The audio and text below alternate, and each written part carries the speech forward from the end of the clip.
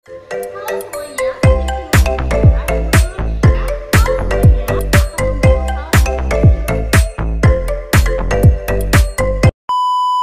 halo semuanya, selamat datang di podcast Jejak Nusantara bersama Zara, Zalfa, dan Rani. Kali ini kita akan membahas salah satu peristiwa sejarah yang menurut kita ini menarik banget nih, yaitu kerajaan Mataram kuno pada masa dinasti Sanjaya. Podcast ini akan dipandu oleh saya Zalfa Maulidajila dan juga rekan saya. Halo semuanya, perkenalkan nama saya Rani Fatmala. Oke, tanpa perlu berlama-lama, kita mulai saja pembahasan ini ya. Untuk kalian yang sedang menonton podcast ini, jangan lupa share link podcast ini ke teman-teman kalian agar kita sama-sama belajar pelajaran sejarah yang ada di Indonesia. Oke, untuk pembahasan pertama kita mulai dari latar belakang dulu sekarang. Boleh.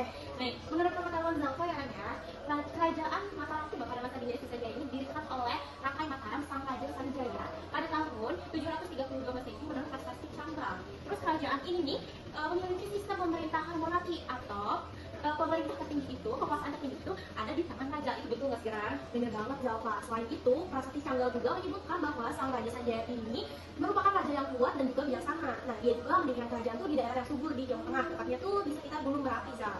Oh, berarti kalau di sekitar Gunung Merapi itu kan ada vulkanik pasti ya, dari Gunung Merapi itu ya. Daerah tersebut berarti subur ya. Berarti Iya, Zal, bener banget, subur banget. Makanya nih ya, masyarakat pada masa itu tuh mereka tuh menjadikan pertanian tuh sebagai mata pencaharian utama. betul banget ya berarti ya. Pembahasan selanjutnya itu saya pengen nanya tentang agama nih. Boleh, udah ganti aja nih topiknya. Iya, lebih cepat gitu tuh ya. Nah, untuk agama, pengetahuan Zalfa itu, agama yang dianut dinasti Sanjaya itu agama Hindu. Sedangkan agama yang dianut dinasti Sanjaya itu agama Buddha. Nah, itu tuh kayak gimana sih kondisinya kan berbeda tuh pasti ada aja itunya. Iya, Zal. Jadi mereka itu ada dua dinasti yang hidup dalam satu lingkungan yang sama. Namun menariknya, ternyata mereka tuh hidup berdampingan secara damai loh, Zal. Wow, berarti toleransinya tuh tinggi banget ya. Iya kan? Ngomong-ngomong soal agama nih ya kan ya, ada satu pembahasan yang kita lewatin loh. Apa Zal, kok bisa sih sampai pembahasan gitu? Nih ya, pasti di setiap kerajaan itu dia tuh memiliki wilayah kekuasaan yang banyak. Misalkan kerajaan A, wilayah kekuasaannya 1, 2, 3. Nah, untuk kerajaan Mataram Kuno itu wilayah kekuasaannya apa aja sih? Oh iya, kok kita bisa lupa ya Zal nggak ngebahas itu? Aku lupa. Nah, jadi Mataram Kuno itu wilayahnya itu cukup luas banget loh. Kayak mereka tuh mencakup seluruh Jawa Tengah. Nah, kalian bisa lihat di peta di bawah sini ya. Ini yang warna oranye itu wilayah kekuasaannya kerajaan Mataram Kuno. Oh, berarti luas banget ya. Iya kan Zal, keren banget. Tapi nih ya Zal, kita balik lagi ke pembahasan tentang agama nih ya. Karena masih ada yang saya penasaran nih. Jadi kan tadi tuh aku bilang ya, dinasti Sanjaya dan dinasti Nagara itu hidup di satu lingkungan yang sama dengan berdampingan. Tapi kan kalau kayak gitu tuh pasti kayak ada aja kan kayak konfliknya. Nah, mereka tuh pernah nggak sih? Nah, ini adalah pertanyaan yang sangat-sangat menarik. Jadi, mereka itu pada awalnya emang ada persaingan untuk merebut kekuasaan, terutama ya kekuasaan, karena ya kita tahu sendiri kalau misalnya untuk kekuasaan tuh pada itu lah ya. Iya. Nah, tapi akhirnya mereka itu berdamai karena sebuah pernikahan dari dinasti Sanjaya dan juga dinasti Sailendra. Wah, pernikahan siapa tuh? Sumpah aku tuh baru tahu loh kalau ada pernikahan. Gimana sih jadi nih ya? Aku kasih tahu ya. Nah, boleh. Pernikahan ini terjadi antara seorang pemuda dari dinasti Sanjaya dan juga seorang perempuan dari dinasti Sailendra yang bernama Pramila Wardani. Akibat pernikahan itu terjadi kestabilan politik di Mataram Kuno. Wah, berarti akhirnya mereka bersatu juga dong, Zal. Berarti keren banget ya, pernikahan Iya, itu semacam pernikahan politik ya. Nah, ngomong-ngomong tentang kerajaan Mataram Kuno nih, Zal, pasti kan suatu kerajaan itu punya masyarakat dong. Nah, gimana nih kehidupan sosial dan budayanya masyarakat pada kerajaan Mataram Kuno? Karena kan pasti yang nonton juga penasaran kan? Oke. Jadi ini di kerajaan Mataram Kuno itu untuk kehidupan sosialnya itu ya dibagi menjadi 4 tingkatan. Yang pertama itu ada tingkatan Brahmana, yang kedua itu ada Ksatria, yang ketiga itu ada Waisak dan juga ada yang keempat ada Sudra. Wah, banyak banget ya kalau gitu. Tapi gimana itu cara bedain keempatnya itu?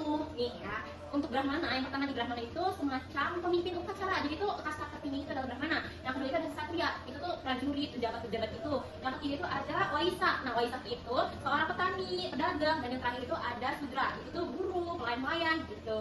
Wow, jelas banget ya pembagiannya. Berarti kayak mereka tuh udah tahu tuh Iya, masing-masing betul. Tapi Zal, pernah nggak sih ada konflik di antara kelompok-kelompok tersebut? Nah, karena menariknya tuh, jadi hubungan antara keempat itu terjalin harmonis lah, walaupun ada perbedaan-perbedaan dan juga toleransinya tinggi banget kok. Wah, keren banget ya. Nah, berarti toleransi itu udah ada dong dari zaman dulu. Betul. Nah, Zal, tadi kan kamu tuh baru bahas tentang sosialnya nih, Iya. belum bahas tentang budaya.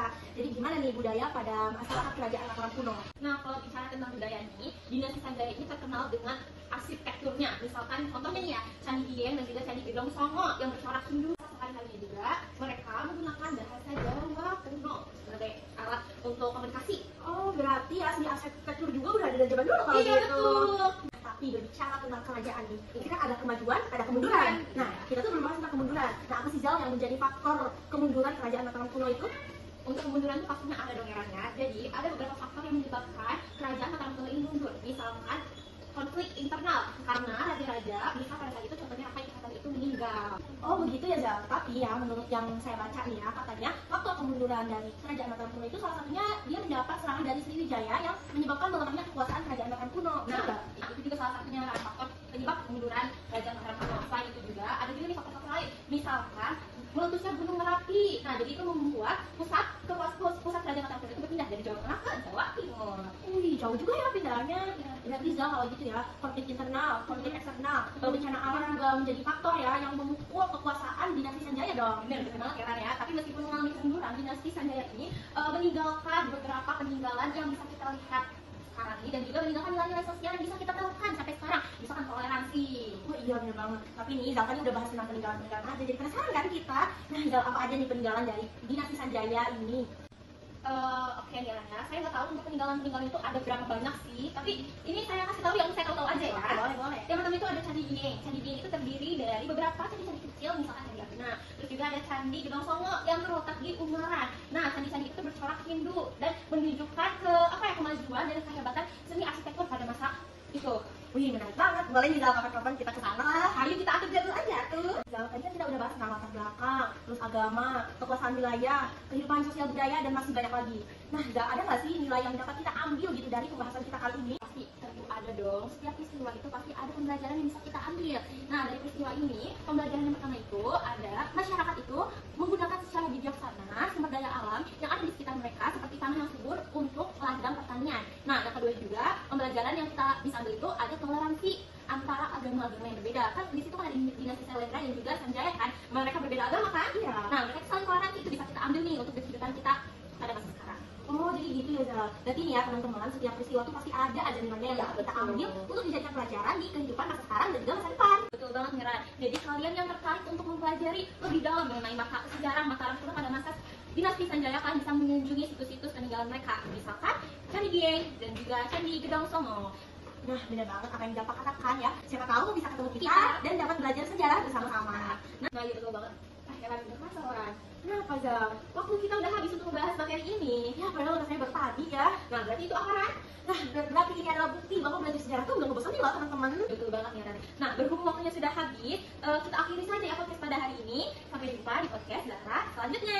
Sampai jumpa teman-teman. Jangan lupa untuk terus belajar sejarah agar kita lebih memahami akar budaya kita.